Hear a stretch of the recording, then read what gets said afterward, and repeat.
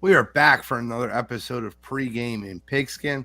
After a little bit of a hiatus, we were pregaming free agency. We're now starting to pregame the NFL draft. We're going to do a little recap on free agency tonight. We're also going to preview the draft and what's going on in the NFL. I am Gene Wire to Wire Walzak. Right to my left, I got the Prince of Production for Sports Empire Network, Kyle Edwards, running the ones and the twos.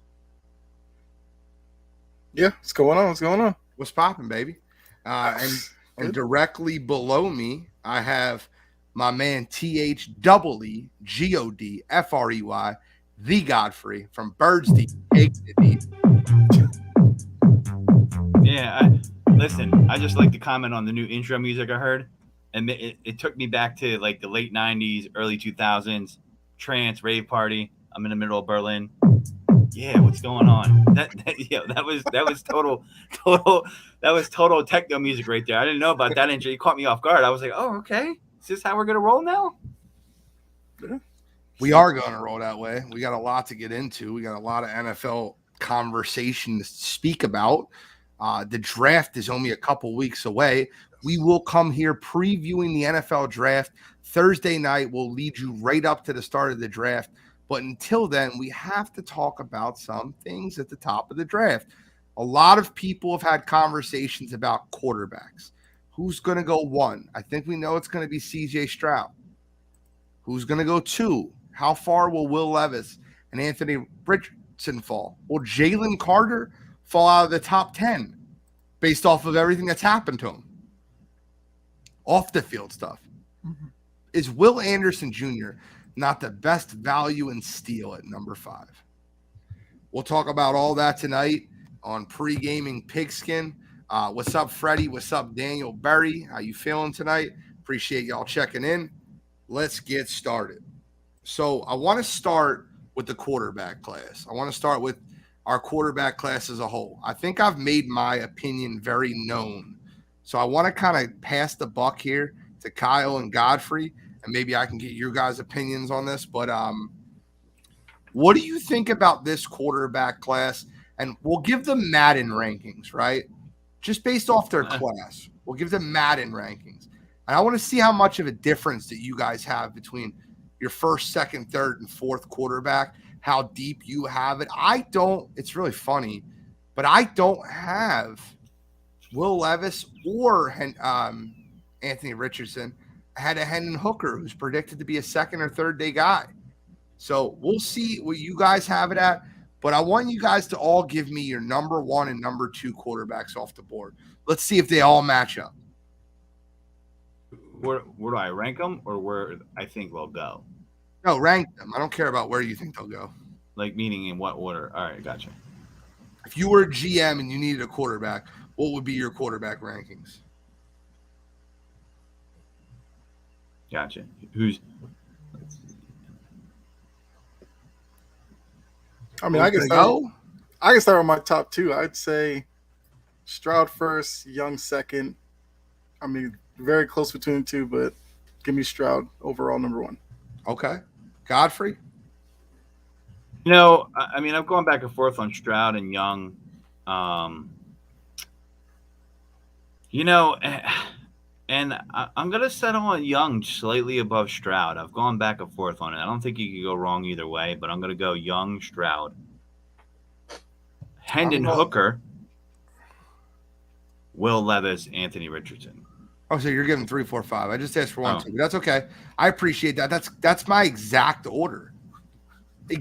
Order. I have Bryce Young 1, C.J. Stroud 1, maybe a step and a half down. Then you go 2 steps down to Hendon Hooker.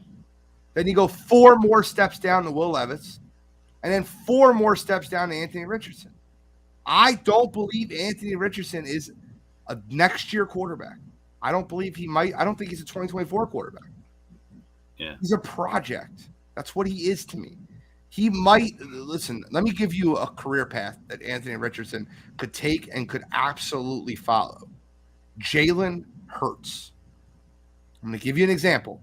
First year, he sat behind Carson Wentz, started the last 4 games of the season. Second year, he was erratic. He was okay. They beat bad teams. He used his athleticism to get wins. And by the third year, if he's willing to put in the work that Jalen did, if he's willing to put in the time that Jalen did, took that third year jump. That is best case scenario for Anthony Rich. If you expect this guy to walk in and be a franchise quarterback for your team, you're sadly mistaken.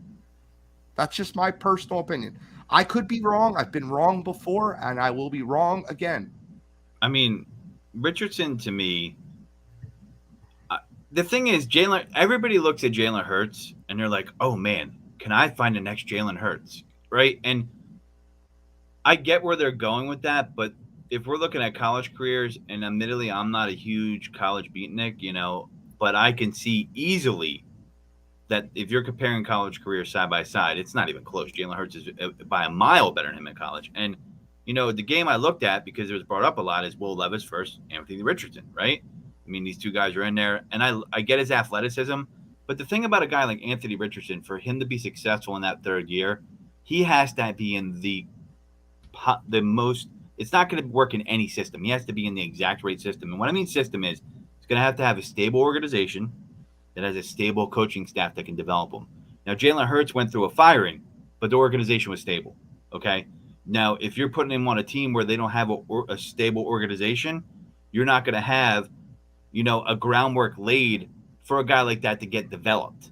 And the Eagles made moves to kind of help Hurts ascend in that second year and then on by bringing in the guy from Florida that was his QB, that he knew growing up, and he was the QB coach, and I think he's the offensive coordinator now.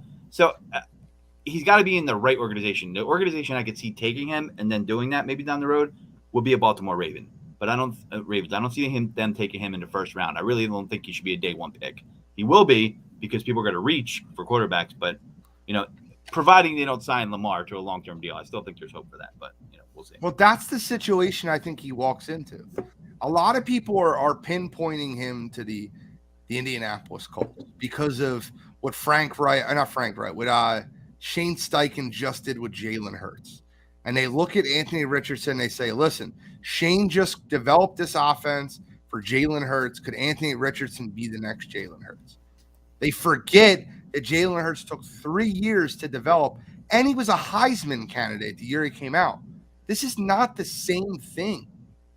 He came out of a Lincoln Riley system, went into the NFL, sat behind an Eagles team that had, at the time, Doug Peterson as their offensive coordinator, moved over head coach who was basically calling the plays, then went into a Nick Sirianni system with Shane Steichen for 2 years before he developed into what he is now. Anthony Richardson could be that.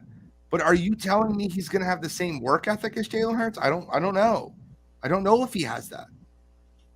See, the thing about Jalen is, including myself, a lot of people doubted him, even in Alabama, and then he moved on to Oklahoma. He balled out. People doubted him at Philly, including myself. And I feel like Anthony Richardson is that type of guy where he's so physically impressive that he thinks he's going to outmuscle everyone, and you will get punched in the mouth in the NFL. There's other guys your size. You can get away with that in college, and it didn't even work for him in college. That's why I question – he's going to have 360 transformation. I feel like he's one of those guys that someone finds, like a Jordan Mailata, just, not the same where, like, look, he's physically impressive. Let's turn him into a football player. Let's turn him into an NFL quarterback. We'll see. I want to see where the great experiment goes, but, I don't know if the windows are smaller. The processing time has to be quicker as an NFL quarterback. And the one game I watched was the Will Levis versus Anthony Richardson game, and like I didn't see that. And it's not like University of Kentucky was like a top team. You know what I mean? So I don't know, man. Like I get the physical tools are there, but in this era of GM and football, for the last 10 years, they're in the business of inventing quarterbacks. Yeah. And that's an invention. Will Levis is too. I 100% agree. Kyle, what are your thoughts on Levis and Richardson? We all seem to have Young and Stroud 1 and 2. Right. I think do you have Hendon Hooker? Where do you have Hendon Hooker? I'm right there with you. I'm a big Hendon Hooker guy. When he was healthy at Tennessee, that team was playing really well. Of course, they fell off once he got hurt. But I feel like I know more about who he is as a quarterback as opposed to Richardson and Levis, where it's a lot of potential with them. So I have Hooker 3. I'd probably go, to be honest with you, I don't really know the most about Levis or Richardson, but just looking at them and the little highlight package I have seen, I would probably say Levis slightly 4, then Richardson 5. And I do think it was interesting you brought up with Richardson that Jalen Hurts would be best case scenario for him. I worry if he goes to Indy, we could get the worst case scenario because there's another quarterback who came out, went to an organization where there was question marks about the front office, offensive line not that great, skill position players, question marks, Justin Fields. And look what he's doing with Chicago. He's running for his life game after game. And I think if the difference is Justin Fields would throw Anthony Richardson off the field. Right. That's the only thing that's different between the two of them. But it's if you threw Richardson in that Colts organization, they would probably push him quickly. Yeah. Because we know Irsay and, those guys over there. And I feel like his first year, a lot of people would be looking at him is this guy even that good? Where the situation he's put in probably wasn't the best for him. No. So I think you guys are definitely right. He needs to go somewhere where he can sit behind a year if you're lucky, 2 years more likely. Then in that third year where a lot of these projection type quarterbacks are, the third year is kind of the important one because that's when you're we got the 5th year option coming up soon. Yeah. We got to figure out what he is. So I think that's his career path, but he better not go to Indy if that's what if they want to get the most out of him. 100%. I couldn't agree with you more. I think Steichen can get the most out of him, though. Steichen's a genius offensive mind. He did it great. He did a great job in Philadelphia developing Jalen Hurts. I don't think that's a bad situation.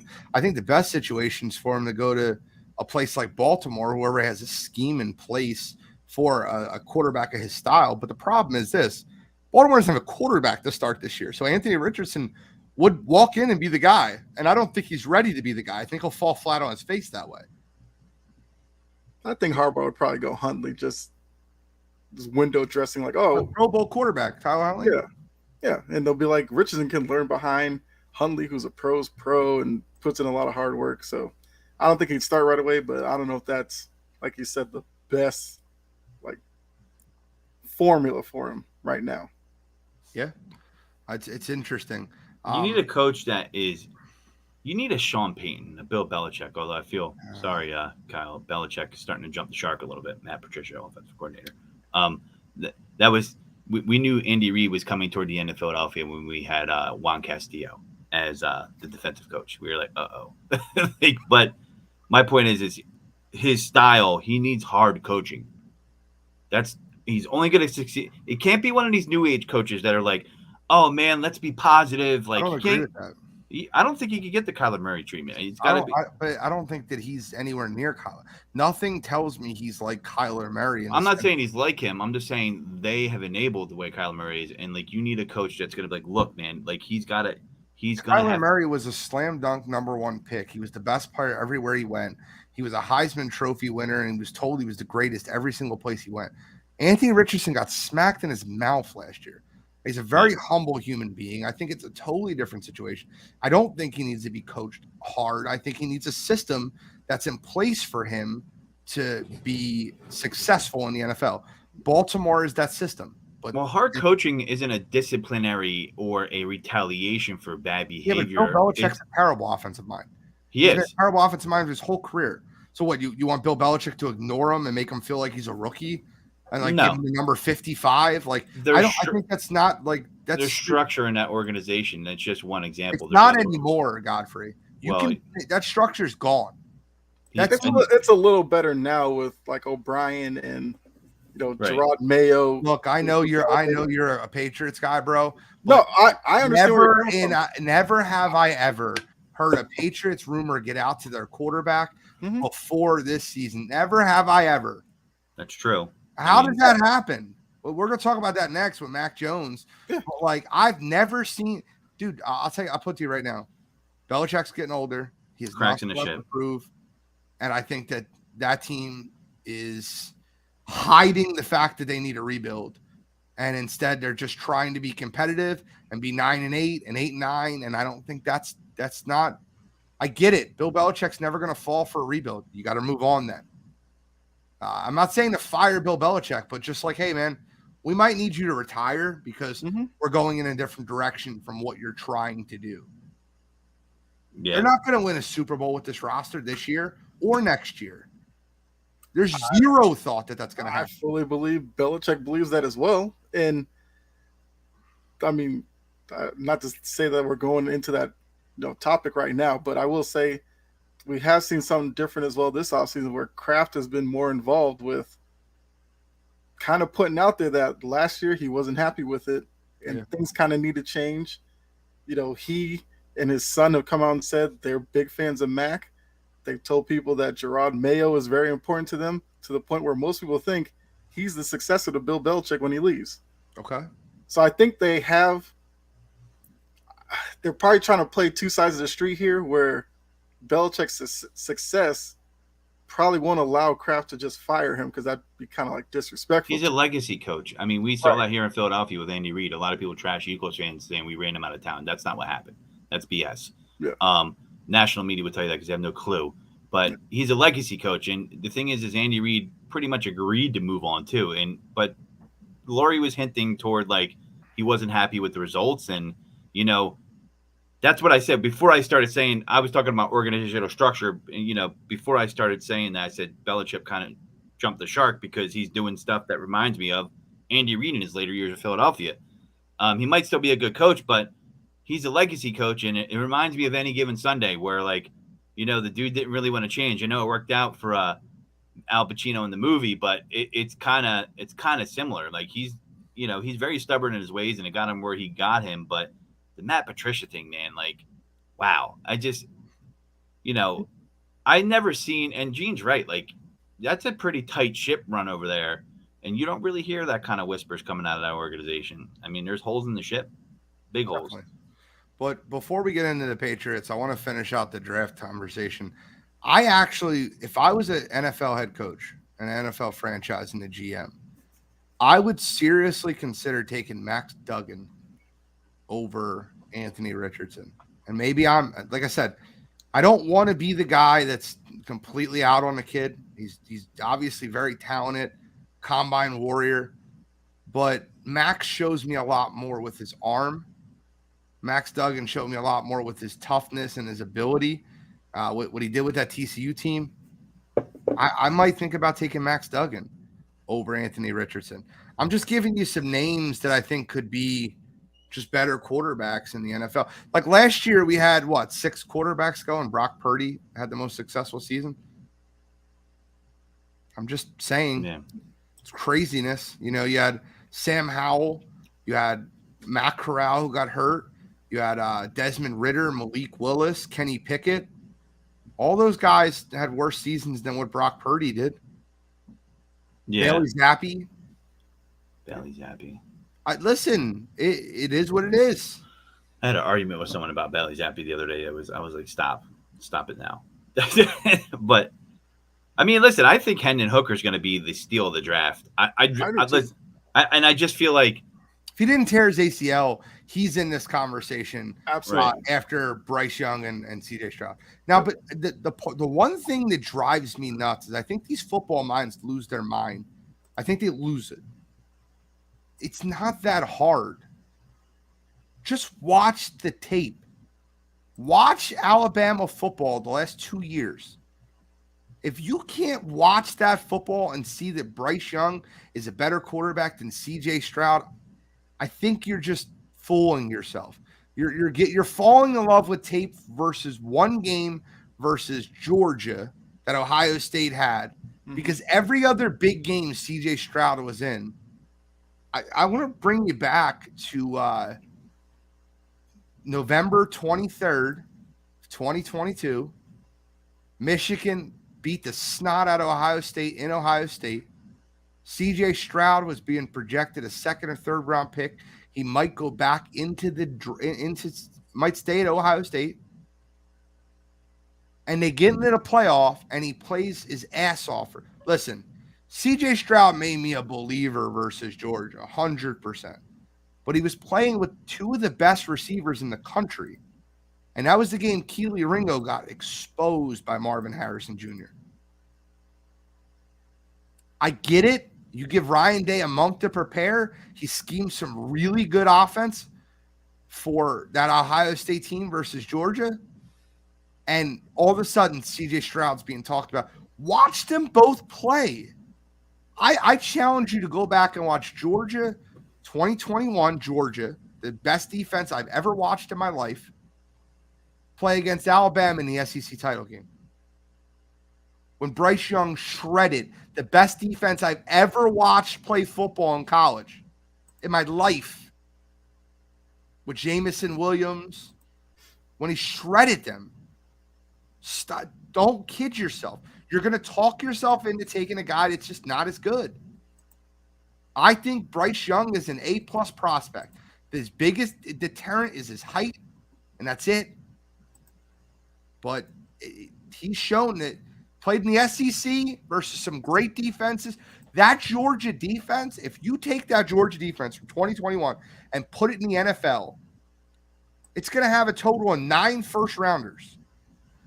Think about it. You're getting Nolan Smith, Keely Ringo.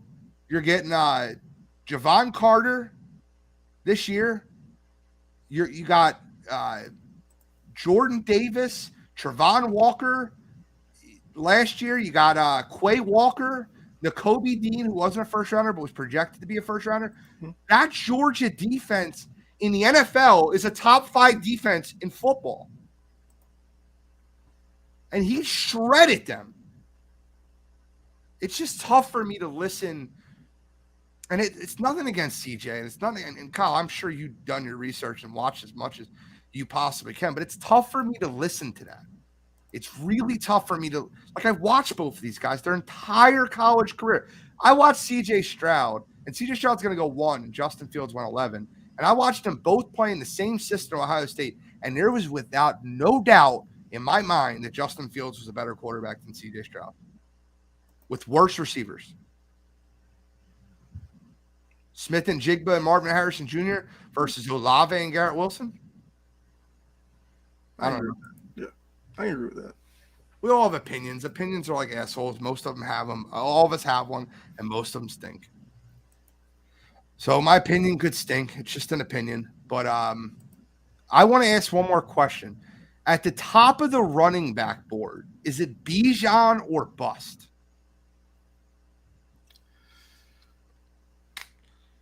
I kind of think it is at this point. I mean, he seems like the guy. I mean, we know how much running backs have been devalued over the years, but I'd have to say it probably is him or bust at this point as the top running back to go. Godfrey, what do you think? I mean, yeah, I definitely think he's a clear number 1. The question is, how high of a draft pick do you want to spend on a clear number 1 running back? I mean, just the perfect example is, you're not going to pay him a lot of money as a rookie. I get it. It's kind of capped out, but you will have that situation at some point because you can't pay a running back and a quarterback. So it really depends on your team. I mean, look at the Cowboys, right? Running backs that get drafted in the top 10 are running backs like Ezekiel Elliott, Saquon Barkley, Christian McCaffrey. Is Bijan Robinson a top 15 pick in the NFL draft? I don't think the answer is yes. I don't think he is. I've watched Bijan play at Texas. He played with Quinn Ewers, All-American offensive line, Xavier Worthy, who's one of the best receivers in the country, in an open Big 12 system. I got news for you. I don't think he's the best running back coming out of class. I don't. And maybe I'm on my ledge. Maybe I'm wrong again, and that's okay. Bijan is very good, and I think he's a top 3 or 4 running back in this class, maybe even 2. My favorite running back in this class is Zach Charbonnet out of UCLA. The guy is strong, fast. He runs perfect out of read options. He's perfect for a Philadelphia Eagles style system. Wink, wink, Howie Roseman, come and get me some Chardonnay in the second round. It's not Chardonnay, it's Charbonnet. Give me Charbonnet. We don't need to get drunk off white wine. Give me Charbonnet. I'll take some Zach Charbonnet in the second round and get me an edge rusher in the first, or a Javon Carter if he flips to 10. I don't think it's Bijan or bust. I got one more draft question. You guys both said Bijan is the clear-cut guy. Okay. Who is your top wide receiver coming out of this class? And if you're not fully familiar, I can give you a full list of names. There's obviously – so I'll pull up the board real quick. I know it's kind of off the top of my head, but I'd rather give you the whole landscape. Quentin Johnson out of TCU, Jackson Smith and Jigba out of Ohio State, who didn't play at all this year. Zay Flowers out of Boston College, who I think is a little overrated. Jordan Addison out of USC, who I think is a little underrated.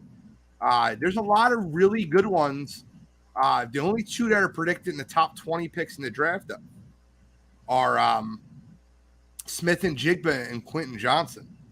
Quentin Johnson's Alshon Jeffrey.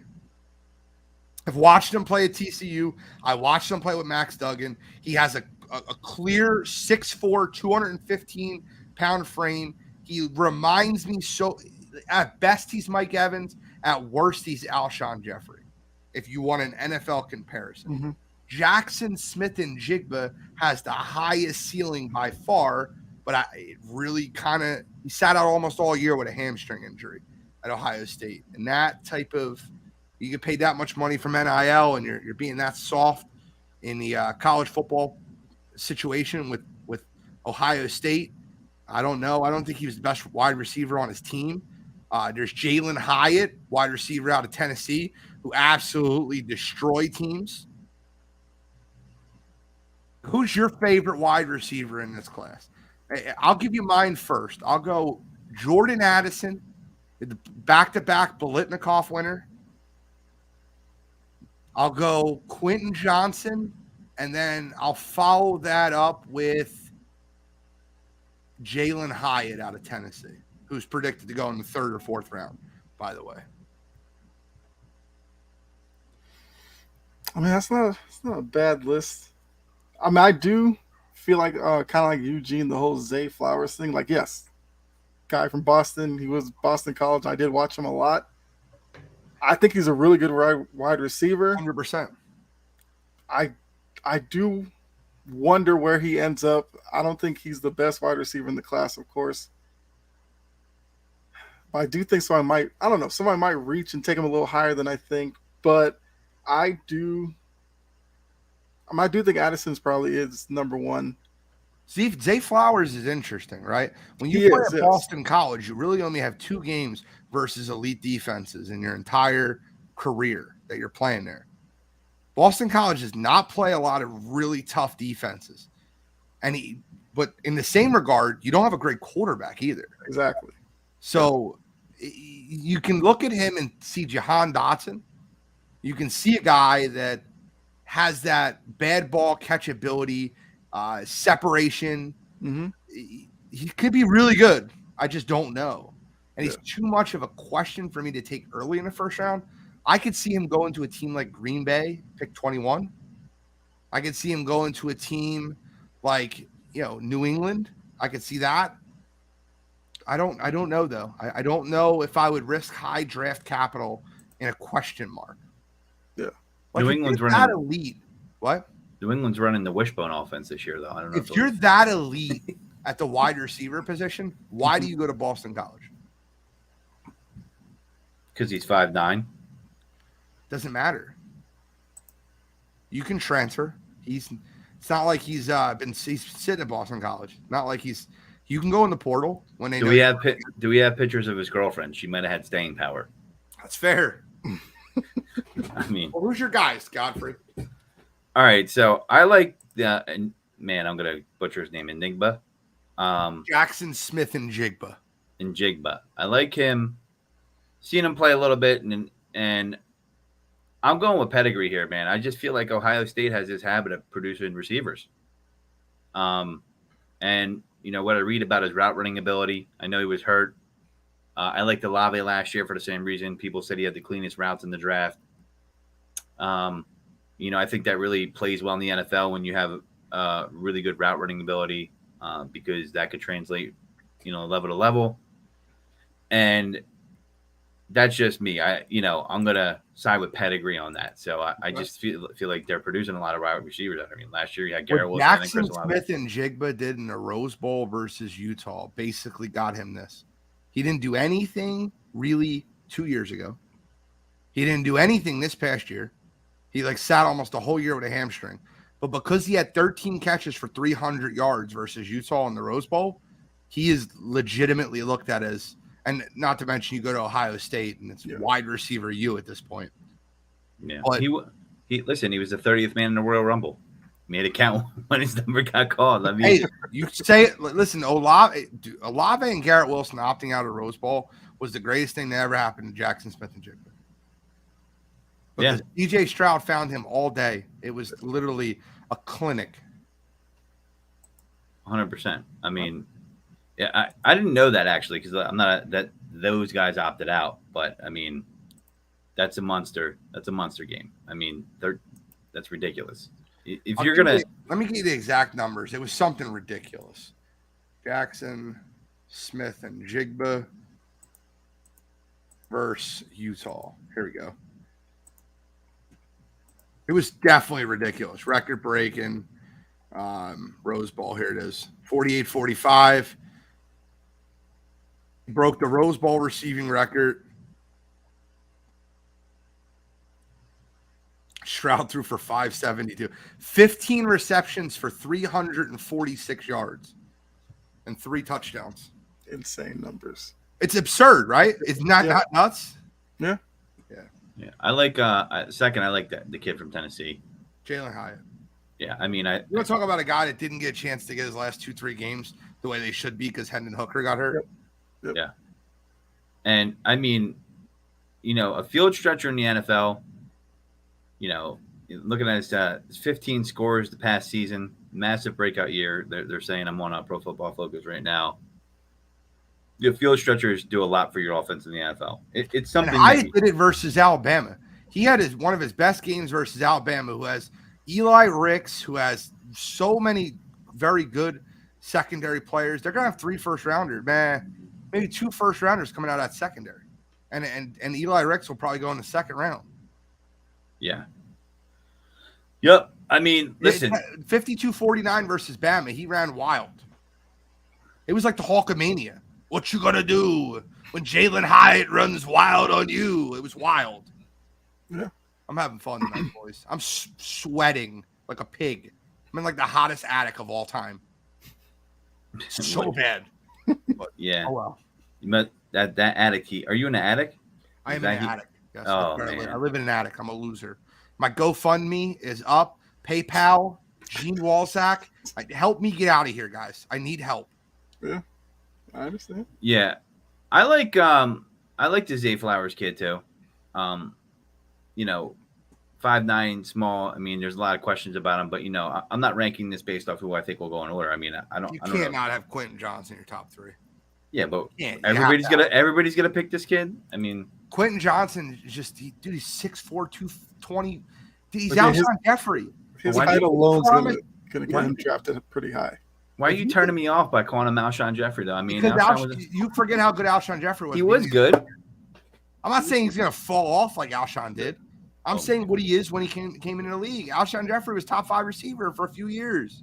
Yeah, Alshon was good, and then by the time he left the league, he looked like Pat Burrell with a club foot. Philadelphia fans. That's what happens when you lose your speed and your athleticism when you're getting older. If you have a couple injuries, I mean, I get it. I mean, if you could be him coming out, that's pretty good. You know what he reminds me the most of? An in-shape Kelvin Benjamin. Yeah, Kelvin Benjamin went from wide receiver to an old lineman body. Bro, but that's who he reminds me of. I don't want to give him a ridiculous Mike Evans is his absolute best he could possibly be. Yeah, I've seen Quentin Johns play just because of national, championship games. The kid's impressive. I mean, you can tell. But I'm just trying to be different in this list. I want to talk about some of the other players because he's going to be on everybody's list. I get it. You can't not have him in your top 3. It's like doing a linebackers list last year and not having Parsons. You know what I mean? If he's wearing Kelly Green, be number 1. I would love that. All right, so we got to move on to other NFL information. I want to move into New England. This is one of those things I want to talk about. Then we're going to talk about Tyreek Hill's comments and these players.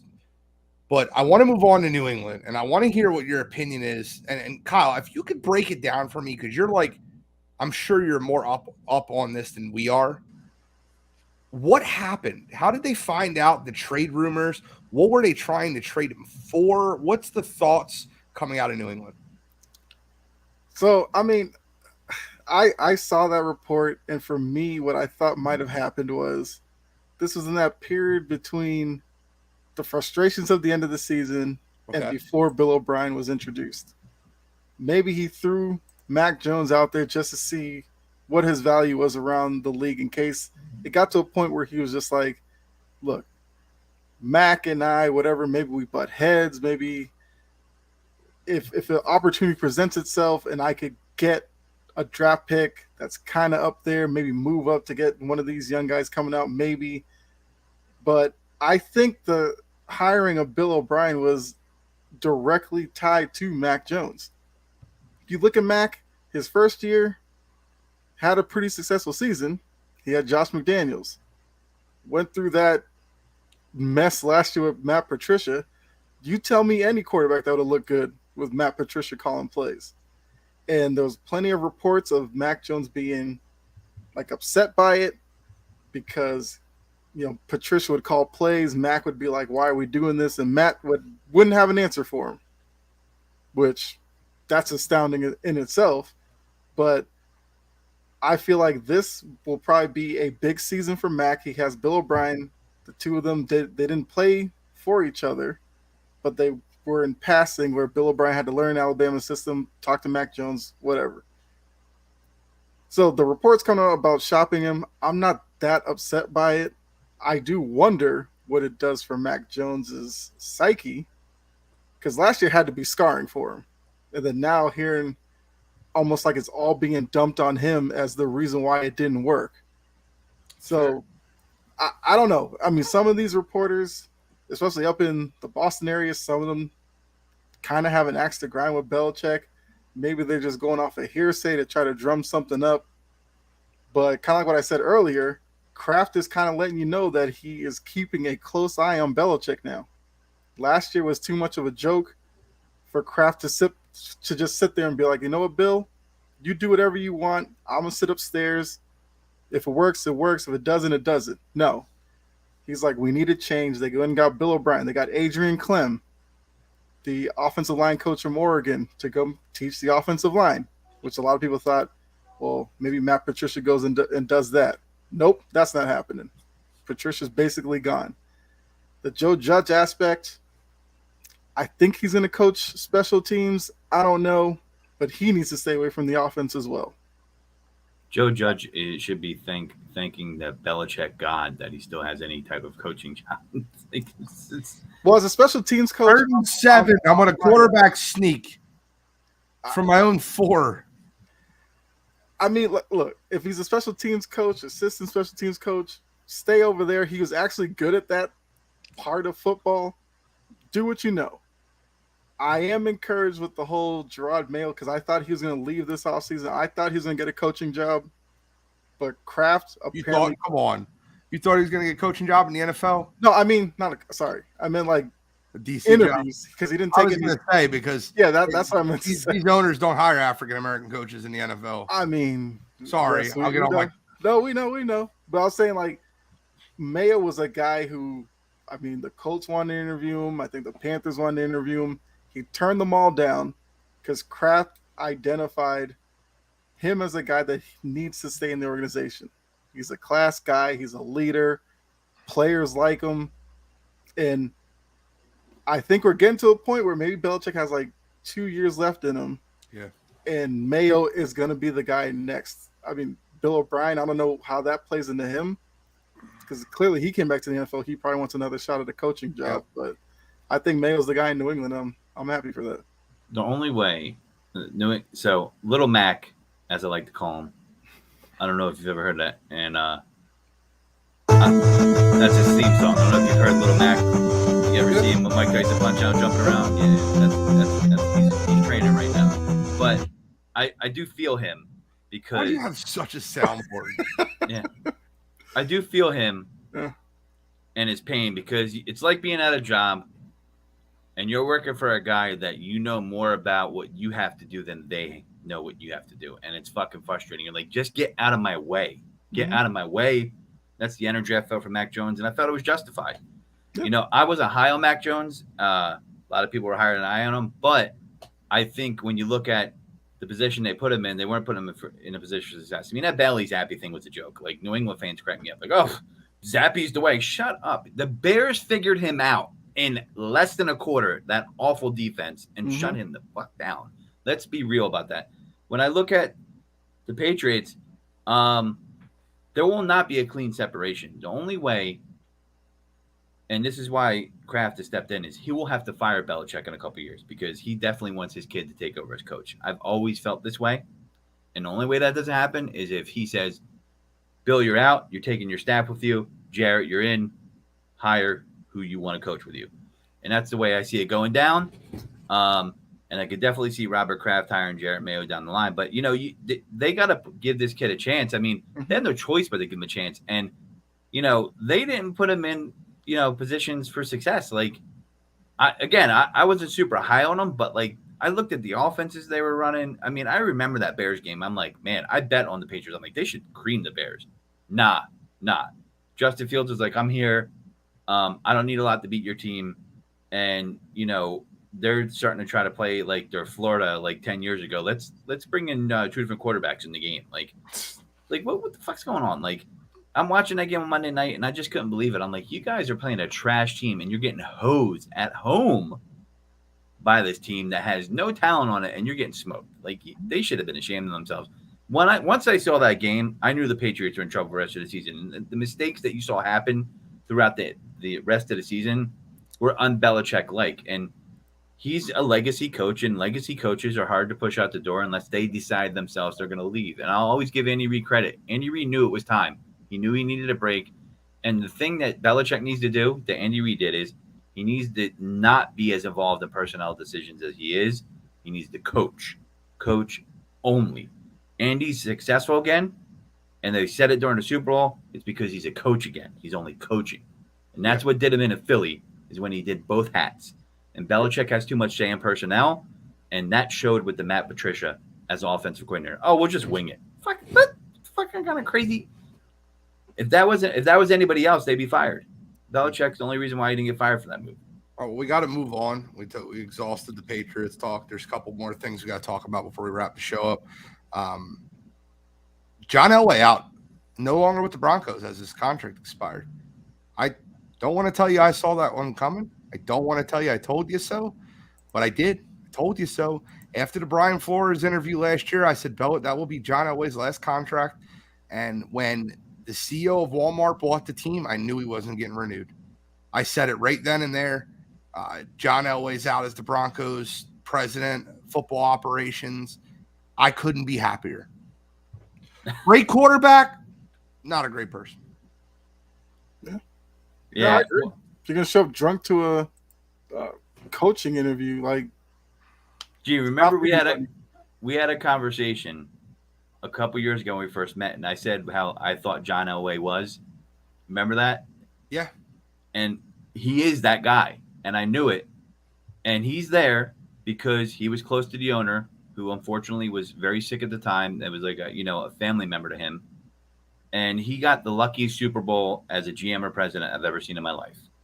Like, because Peyton Manning pretty much coached that team with Gary Kubiak, and they would have had no shot. I mean, he has picked horrible head coaches. He's made horrible. Paxton Lynch can't even hold a cup of water in the XFL. I watch the XFL every week. He can't even hold a starting job in the XFL. That's how bad of a pick that was in the first round.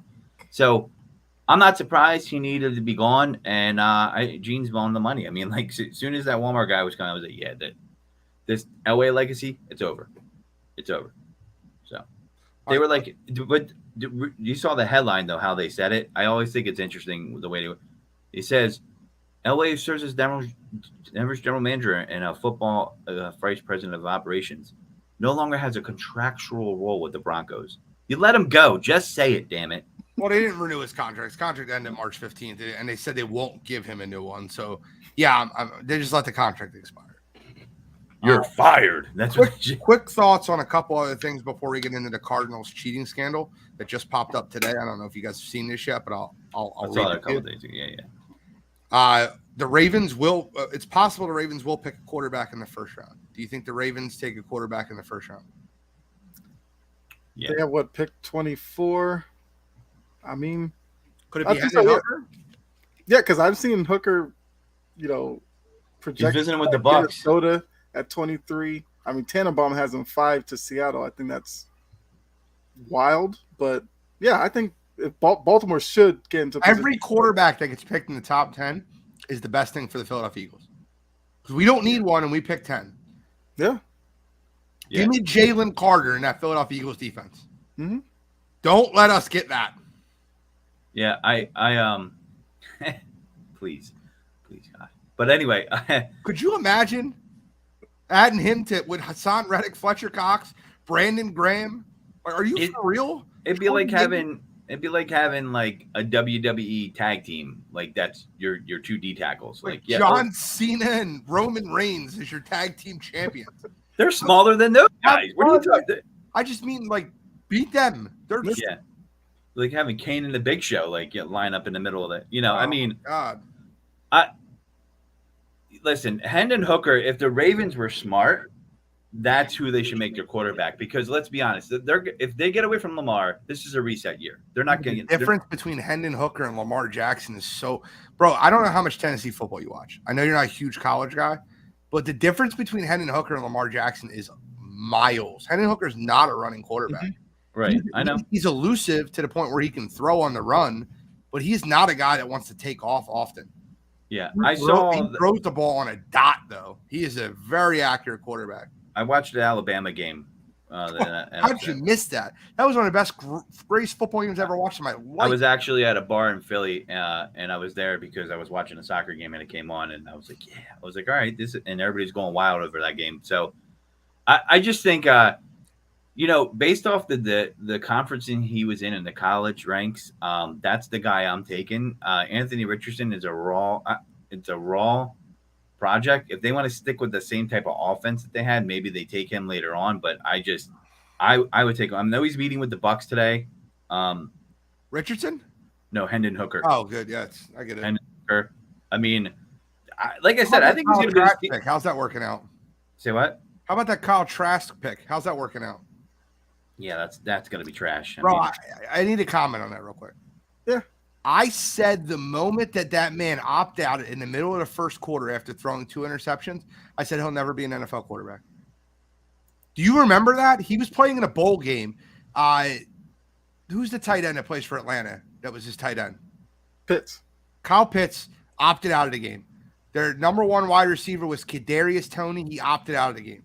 Kyle Trask thought he can improve his draft stock, went out and threw 2 first-quarter interceptions, and opted out of the game on the sideline after throwing 2 interceptions. I'm like, he'll never be an NFL quarterback. What a bum.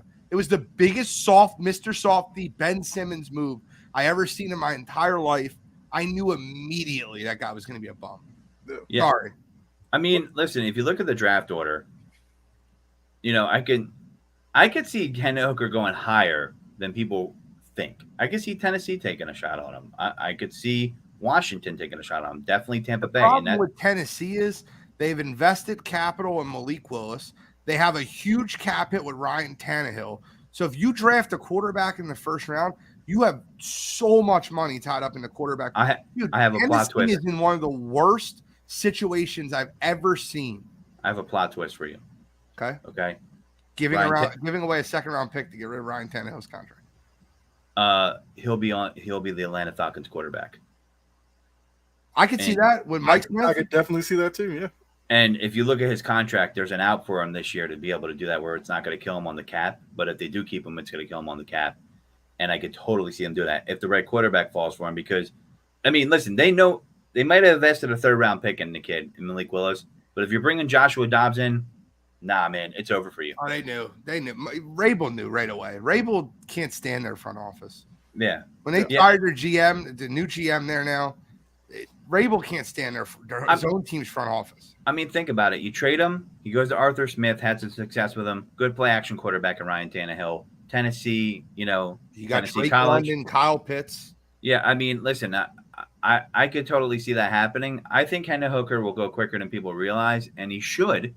Because, listen, people want to – I get it. They want these rookie quarterbacks to start right away and get the max you can out of this rookie contract. However, I want you to remember how Patrick Mahomes came along. They sat him for the whole first year, and it has paid dividends, as we can tell. And, Hendon Hooker, give him the time to heal, and, you move on. Some of these teams are going to draft Hendon Hooker. It's going to be a reset year. I mean, maybe the Ravens draft him, and they're like, you know what, we're not going to contend this year. We'll build up, we'll reset, and, or other teams. But I don't think really, when I'm looking at the draft board, I don't think he gets past 19. And 19 is the Bucs. I don't think he gets past there. Anthony Richardson, I don't know, man. It's a trap. I just think it's a trap. If you're a GM and you don't have any gravitas or staying power, I just see like that could be the torpedo that sinks your ship as a career. Like that is a gamble. If you take him in the first round, you're gambling your career as a GM. You really are. You got to get him in the later round because that's a lot of capital to spend on the guy that didn't really show that he had the quarterback position down to a science in his college career. All right, we got 2 more topics to get into, and we got to get through one of them pretty quick. So I want to spend the last 5 or 10 minutes on the last topic. Finn's Tyreek Hill says he'll walk away from football after his contract expires. What are your thoughts on that? Tyreek Hill walking away from football in 2 years from now. I think he's hedging. I don't. I think that some of these guys are smart enough to get a buttload of money and get out of the game before they kill themselves mentally. I mean, I could see that too. I wouldn't argue with you. I mean, oh, sorry. Go ahead. He's the type of guy though, where he's a great receiver, but could we foresee him when he loses a step or two from his speed, being a guy that is a great route runner that is going to work the middle of the field, play out of the slot? Can we foresee him making that transition where his career will go long term? I mean, he said, I'm going 10 seasons, man. Who will be 31 years old when his contract expires in 2025. I'm going to finish out my contract with the Dolphins, and I'm calling it quits. I want to go into the business side. I want to do many things in my life, not just football. So I really want to get into the gaming space. I really want to get huge into that. And that's kind of what I'm doing right now. I'm using my platform, creating a gaming team, which isn't launched yet. It should be launched by the end of the month. I'm just going to sign like different content creators, different athletes. I've just been working like that, talking to different sponsors. Good for him. Yeah. It's actually one of the smartest things I ever heard Tyreek Hill say. Yeah, man. And that's definitely. And him as a human being. I mean, I was just going to say, it's really hard for me to root for him. Extremely talented guy, but he goes on my poopy list. That's all. I mean, I just can't. I can't. He punched a pregnant girl. What else can I say? And the last topic of the day, ex-Cardinal. Do you have a comment on that? I'm sorry, Kyle. No, I was just going to say, like, I can respect it if he has, like, a plan in place for time after football. So, sounds like really smart, and I hope it works out for him. Arizona Cardinals owner Michael Bidwell is accused of gross misconduct, including cheating, discrimination, and harassment, in an arbitration claim filed Tuesday by former Cardinals executive Terry McDonough. McDonough maintained that both he and Cardinals head coach Steve Wilkes were left no choice but to follow Bidwell's plan to use burner phones to communicate with former Arizona general manager Steve Keim, while Keim was serving a 5-week suspension after pleading guilty to extreme DUI in Arizona. In a detailed response sent to ESPN, Cardinals strongly denied the allegations, calling them outlandish. We are reluctantly obliged to provide a public response along the border of some disappointing and irresponsible actions by Terry McDonough. Our position was consistent with many efforts we've made to accommodate Terry during this time, despite difficulties in his personal life and his often volatile demeanor towards colleagues. That's why we're saddened to see that Terry is now lashing out at our organization with disparagements and threats that are absurdly at odds with the facts. This unnecessary vindictive action by Terry was intended to malign his coworkers and our owner, Michael Bidwell, and our team. In response to McDonough's objection to the illicit burner scheme, Bidwell cursed at, berated, and formally reprimanded McDonough and ultimately demoted him, irrevocably damaging the trajectory of McDonough's 34-year career in the National Football League. I want to say this out loud, and I want to put it on record again. I think there's more awful human beings that are owners of football teams than there are good people that own football teams. There's only a handful of owners in the NFL that I would consider good human beings. So many of them are awful people. I believe it. I believe the rumors. I believe the racism. I believe the allegations of cheating. I believe the burner phones. Where would he make this stuff up at? I believe all of it. I do. And I want to put that on record because I have zero problem with calling it like it is when it comes to these NFL owners. From the Chargers to the Colts to the Cardinals. Cardinals were listed the number 31st facility in the NFL. Yeah, so I want to read you a quote, Okay. and it's a small quote. Quotes. And it's from this. McDonough said in his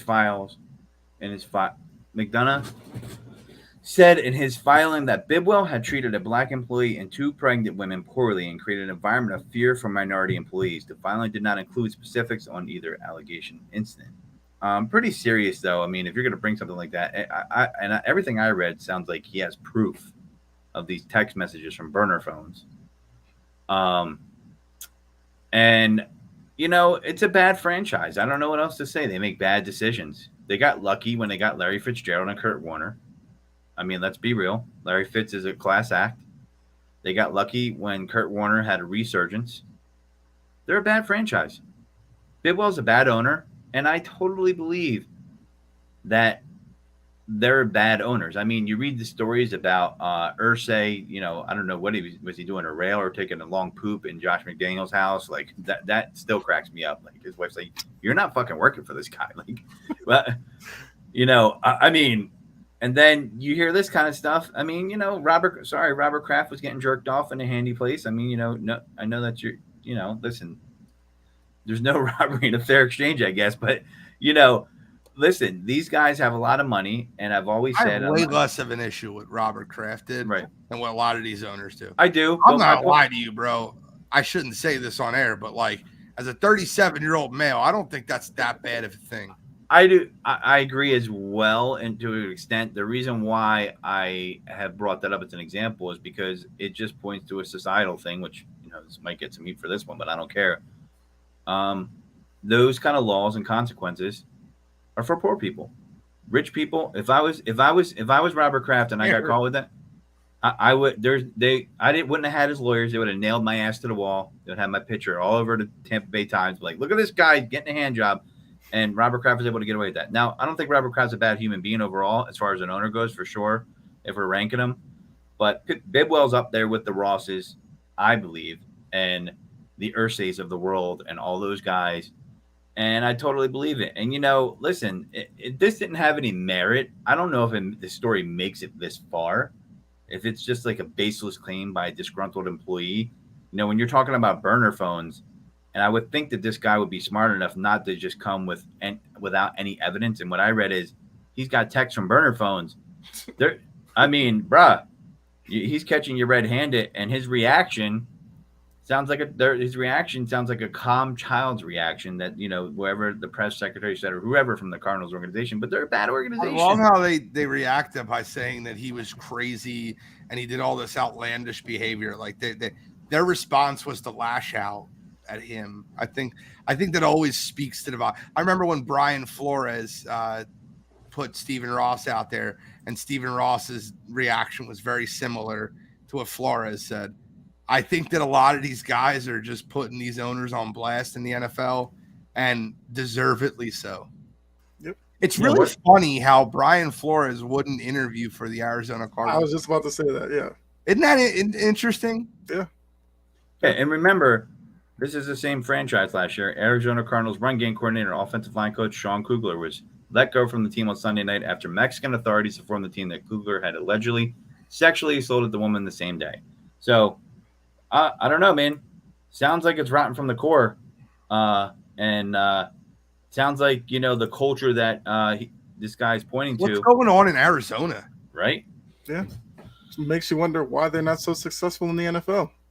But Phoenix Suns. Kyler Murray's over there like, I'm not part of this. I'm just playing my Call of Duty. Sipping on my tea. Bro, Kyler's rank in Call of Duty is super high. Yeah. I bet it is, yeah. I'm kidding. I just made that up. But I'm sure probably. Him and Simbo Savage, they play all the time. Simbo you know who Simbo Savage is, Kyle? It's Ben Simmons. I was about to say, that would be my guess, yeah. He's has not playing basketball. He's got to be good at something. He has a whole game room, and he's got this big thing behind it. It says Simbo Savage. Simbo Savage is a great connection to something you pointed out earlier about what are these people talking about when they're ranking people coming out of the draft. I still remember, even though it's a basketball topic. Oh, the Nets won this trade. What did they? Did they? No. So, but they had to make that take because they can't give a genuine take. It just has to be controversial, right? Yep, I agree. These mock drafts sometimes are designed to create reaction. They're not honest mock drafts. I mean, how could anybody look at these quarterbacks and not say Stroud and Young are the top two? Is beyond me. I'm not even a big college guy, admittedly, and I can see this from miles away. I want to play a quick game and just throw it out there, and then we're going to end the show. I'm going to give you a quarterback, and you give me the closest NFL comparison you can give to them out of the 5 quarterbacks that are coming out of the draft. Ooh, you're going to like mine, but okay, go ahead. It's going to be all 5 quarterbacks, and I'm going to give you a quarterback that's supposed to be drafted in the top five quarterbacks, and you give me a comparison of where you think what you think they could be in the NFL. Is that fair? Let's go. Yeah, let's go ahead. I'll start with an easy one. I got my Louisville. I've got my Cooperstown Slugger ready. All right, Anthony Richardson. Cam Newton. That's his ceiling. Yeah. Yeah, that's absolute ceiling. Well, so what's his floor to you then? Jamarcus Russell. Yikes. Well, I mean, Jamarcus Russell was a combine warrior. I don't make these takes up for nothing. I would pull the fake game tape trick on Anthony Richardson before I drafted him. He's not that guy. He's not. I got to give him credit. He's not that guy. Well, that's encouraging. But I think that the thing about Anthony Richardson that really stands out to me is how poor he looks in the passing game and how everyone's so enamored with his combine. They think they can make him into a quarterback. It's almost like the woman that thinks they can turn the bad guy into a good husband. Never works out. He's always cheating on you. He's still doing drugs. He's at the strip club right now. Mm-hmm. That's what I look at when I see Anthony Richardson. Kyle, any other comparison you want to give outside of?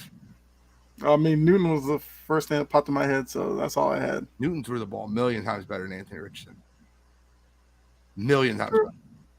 Yeah. Will Levis. This is an easy one for me. Jeff George. That's a good one. That's not who I got, but that's a very good one.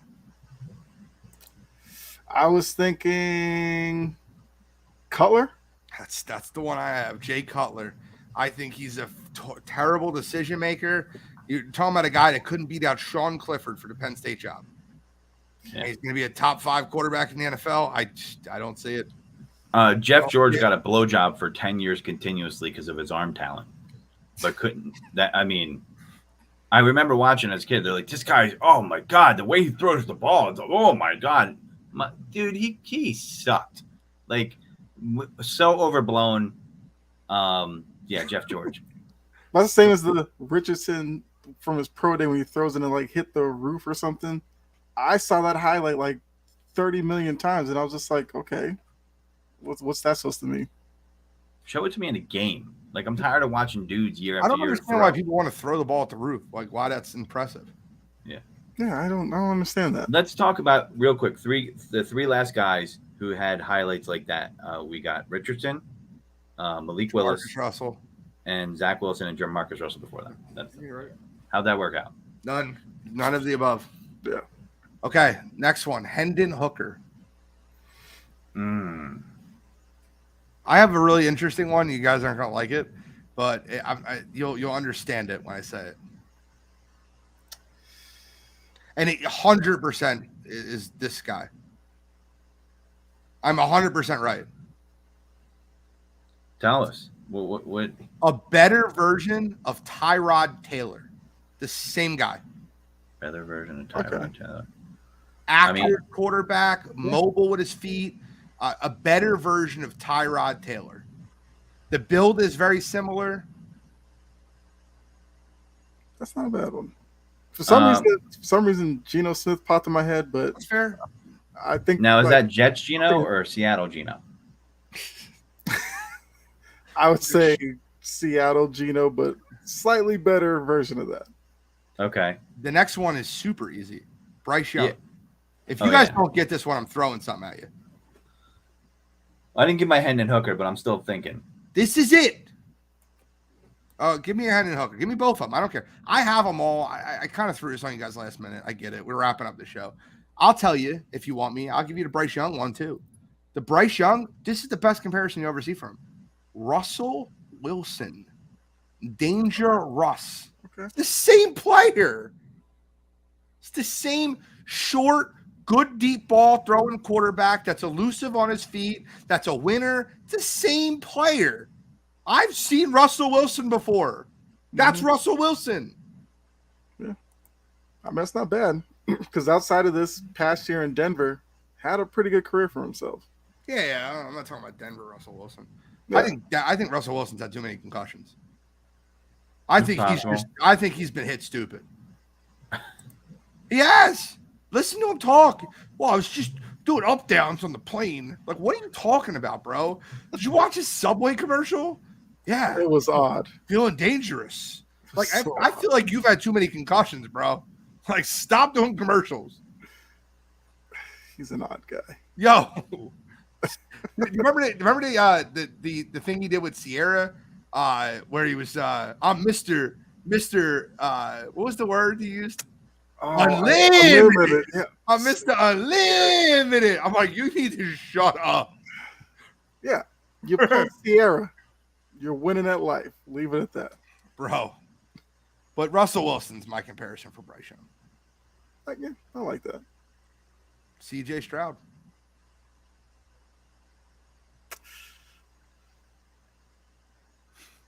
Yeah. You guys are stuck, man.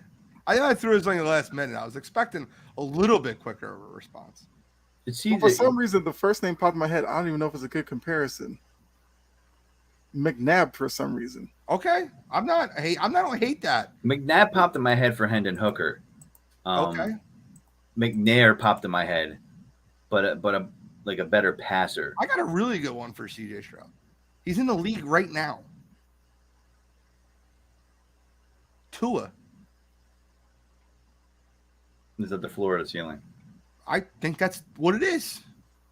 I think he'll be way less injured than Tua. No, I think it's like you'll see Tua if he didn't get injured. Okay. Yeah, he's got a little bit better arm strength than Tua, but like just his decision making is okay. He's a very safe quarterback. He's going to try not to turn the ball over. He won't push the ball downfield that often unless he really has it.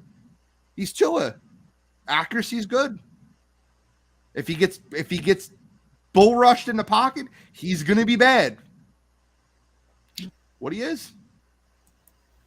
Yeah, I like that. I mean, listen, I don't know. The Jets, I just thought of something. The Jets, Aaron Rodgers, that's a foreground conclusion. I guess people think it's going to be a done deal. I don't want to talk about that until that's done because I'm tired of hearing about it. And I know, yes, I think it's done. Mm-hmm. And like both sides have said it's done. I think they're waiting to see what draft pick they're going to get based off what Green Bay wants in the draft. If they don't want a guy, they'll do next year's draft pick. I did not mean to do that. My friggin' Google Home is going nuts. But I think that it's done. But I don't want to talk. We'll talk about that draft night when it happens. Yeah. Well, the reason why I brought it up is, again, I know I've shown that I'm kind of high on this guy. I just think he has upside. I think that the Jets really, if I'm Douglas, like I'm putting everything in this basket with Aaron Rodgers, and I think I would kind of actually pivot and I would draft a little early on Hendon Hooker at 13. Mr. Unlimited. I'm just kidding. I think they need a quarterback, and I just feel like it'd be the perfect situation, even if,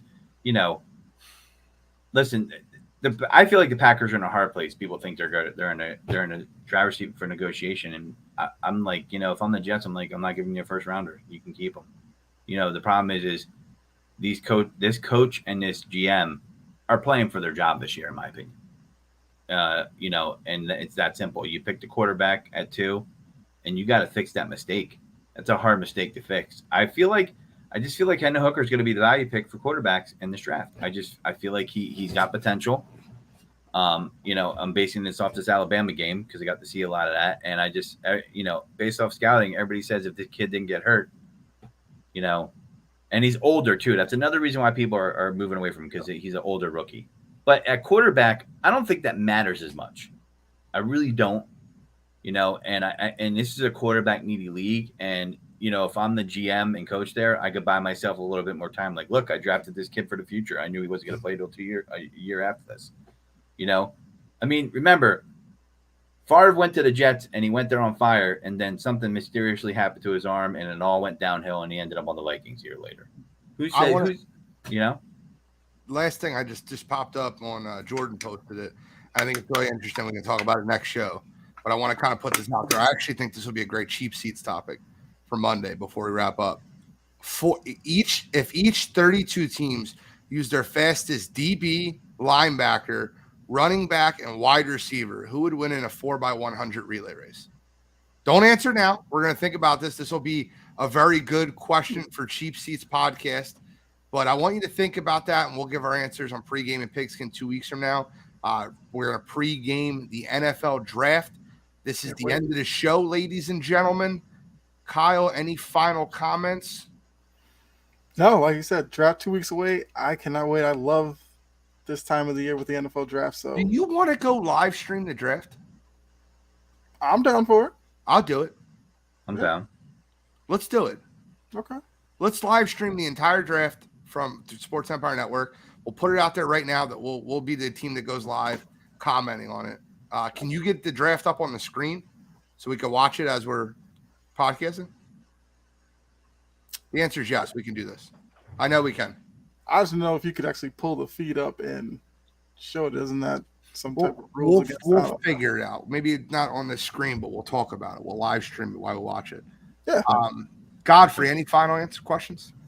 If you want to laugh, just look at Cam Newton's demands or his list of who he'll back up. And where it is that Kyrie Irving helped him come up with that list while they walked off the end of the earth. That was flat. So, I just think he was great at one point, but he's definitely on another planet right now because if I hear him say there's not 32 quarterbacks better than me again. Yeah. Well, even if there's not 32 quarterbacks better than you, there's 10 teams that are rebuilding and they're developing quarterbacks that could be better than you. We know what we're getting out of you, Cam. You're not it anymore. His arm is shot. His shoulder is shot. He can't throw the ball. I think there is 32 quarterbacks better than him. That's not the point. Yeah. My point is, whatever. I don't want to get too far into this. Thank you guys for tuning in to Pregaming Pigskin. I'm Wire to Wire Gene. That's D Godfrey. the Prince of Production, Kyle Edwards, and we are signing out. Yep.